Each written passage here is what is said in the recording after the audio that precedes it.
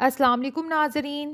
رحمت ڈرامے کی آنے والی قسط میں ایک طرف باری اور پریشے کی خوبصورت محبت دیکھنے کو ملے گی، جبکہ دوسری طرف رومیسا بیگم کی نئی چالیں زبیدہ بیگم کی زندگی کو مزید مشکل بنانے والی ہیں۔ سب سے پہلے تو میں یہ بات کرنا چاہوں گی کہ ڈرامے کی کہانی کو بہت ہی زیادہ بور کرنے کی کوشش کی جا رہی ہے، کیونکہ جو مسئلے سلجھتے ہوئے نظر آ رہے تھے ایک دفعہ پھر انہیں الجھا دیا گیا ہے، کیونکہ لاسٹ ایپیسوڈ تک یہی لگ رہا تھا کہ علیزے اب اپنے قدموں پر فائنلی چلنے لگے گی، اور زبیدہ بیگم نے جیسا کہ اپنی دو بیٹیوں کی شادیاں کر دی ہیں اور دونوں کے ہسبینڈ بہت محبت کرنے والے اور اچھی فیملی سے تعلق رکھتے ہیں، تو مزہ تب آتا کہ دکھایا جاتا زبیدہ بیگم اب پہلے سے زیادہ مضبوط ہو چکی ہیں اور اس کے دونوں داماد ہر مشکل وقت میں اس کے مضبوط سہارے بن کے اس کے ساتھ کھڑے ہیں۔ لیکن افسوس کہ زبیدہ بیگم آج بھی ایک کمزور عورت ہے، تو کیا فائدہ ہوا بیٹیوں کو اتنا پڑھانے کا اور ان کی اتنی اچھی جگہ پر شادی کرنے کا،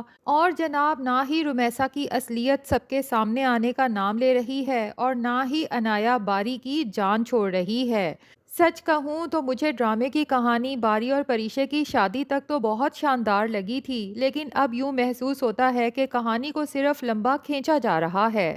جو چیز ڈرامے کے دیکھنے والوں کو پسند آ رہی ہے وہ ہے باری اور پریشے کی شادی کے بعد ان دونوں کے خوبصورت لمحات۔ آنے والی ایپیسوڈ میں ہم دیکھیں گے کہ ایک دعوت ہے جس پر شایان صاحب خود تو نہیں جا سکتے، البتہ باری سے کہتے ہیں کہ تم اور پریشے وہ دعوت ضرور اٹینڈ کرنا۔ اب جناب باری تیار ہونے چلا جاتا ہے اور ادھر پریشے بھی اپنی تیاری میں مصروف ہو جاتی ہے۔ جیسے ہی باری تیار ہو کر آتا ہے تو اس کی نظریں چند لمحوں تک جیسے وہیں رک جاتی ہیں، کیونکہ پریشے بے حد حسین لگ رہی ہے۔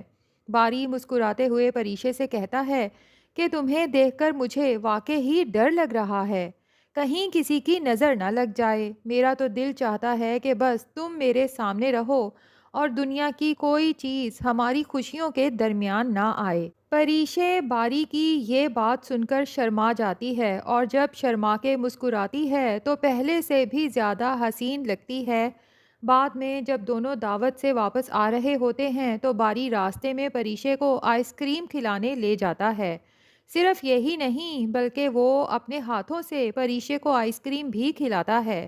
باری کی یہ بے ساختہ محبت اور توجہ دیکھ کر پریشے کے چہرے پر خوشی صاف محسوس کی جا سکتی ہے۔ پریشے جس نے ساری زندگی مرد کی شکل میں اپنے باپ عالم کو دیکھا تھا اور ایک خوف سا دل میں بیٹھ چکا تھا، کیونکہ اسے یہی لگتا تھا کہ شاید شادی شدہ زندگی اس کی ماں زبیدہ بیگم جیسی ہوتی ہے، لیکن پہلے اپنی بہن علیزے کے شوہر زہیب کو دیکھنے کے بعد اور اب اپنے شوہر باری کو دیکھنے کے بعد پریشے اپنی قسمت پر رشک کرتی ہے اور سوچتی ہے کہ دنیا میں اچھے شوہر بھی موجود ہیں۔ دوسری طرف رومیسا اور زبیدہ بیگم کی اگر بات کی جائے تو یوں محسوس ہوتا ہے کہ جیسے ایک مسئلہ بار بار مختلف انداز میں دکھایا جا رہا ہے، خاص طور پر اب جب رومیسا بیگم زبیدہ بیگم کے گھر شفٹ ہونے جا رہی ہیں تو لگتا ہے کہ آنے والی کئی اقساط اسی تنازع کے گرد گھومنے والی ہیں۔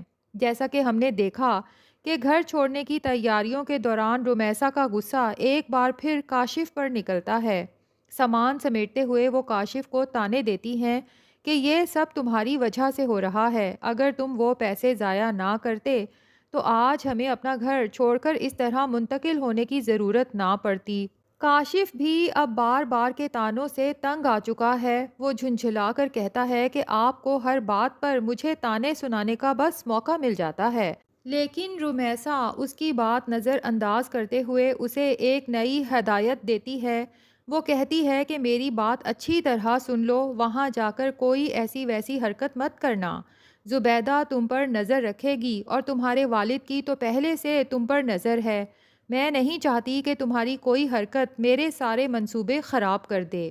اس کے بعد پورا خاندان سامان لے کر دادی اماں کے گھر پہنچ جاتا ہے، لیکن ناظرین یہاں سے اصل ڈرامہ شروع ہونے والا ہے، کیونکہ رومیسا بیگم گھر میں داخل ہونے سے پہلے ہی پورا نقشہ ذہن میں بنا چکی ہیں کہ کون سا سامان کہاں رکھا جائے گا اور کون سا کمرہ کس کے پاس ہوگا، یہاں تک کہ وہ دادی اماں کے پرانے فرنیچر کو بھی ہٹانے کی بات کرتی نظر آتی ہیں۔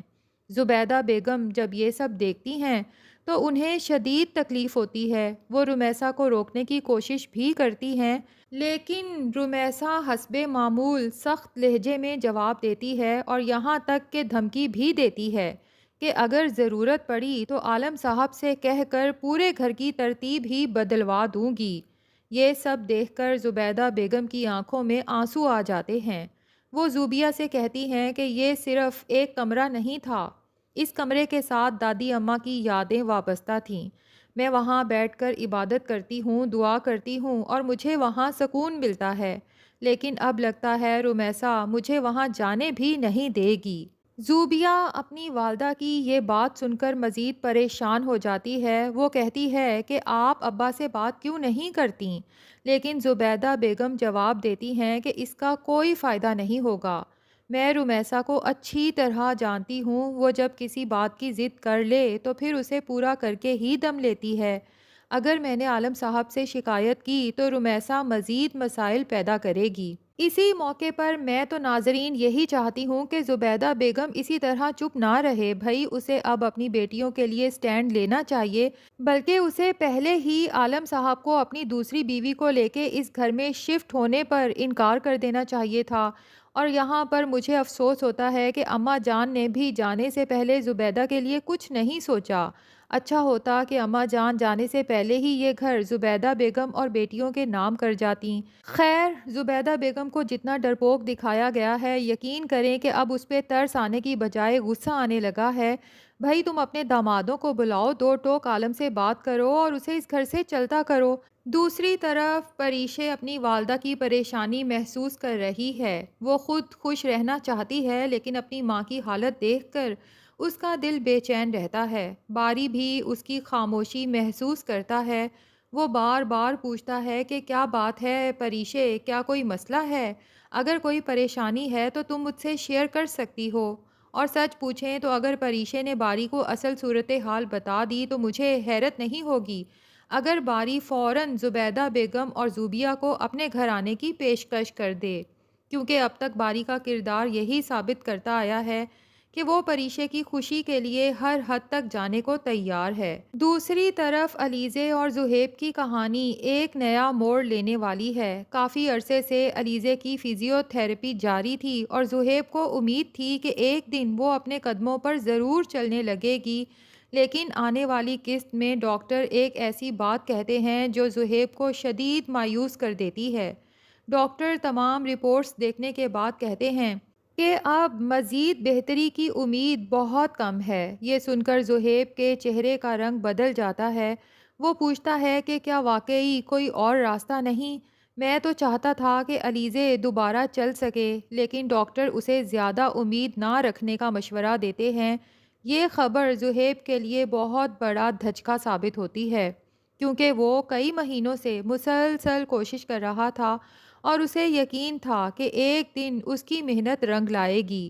دوسری طرف علیزے بھی زہیب کی مایوسی محسوس کرتی ہے اور میرے خیال میں یہی وہ موڑ ہو سکتا ہے جہاں علیزے خود اپنے اندر ہمت پیدا کرے گی۔ ممکن ہے وہ یہ فیصلہ کرے کہ اگر سب امیدیں چھوڑ رہے ہیں تو وہ خود اپنے لیے امید بنے۔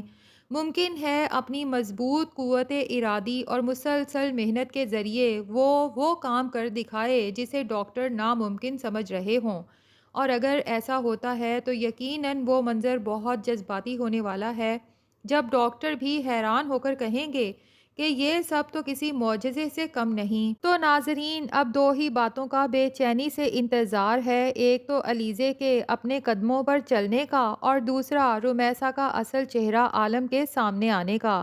ویسے ناظرین، آپ کو ان دونوں میں سے کون سی بات پر زیادہ خوشی محسوس ہوگی؟ کمنٹس میں ضرور بتائیے گا۔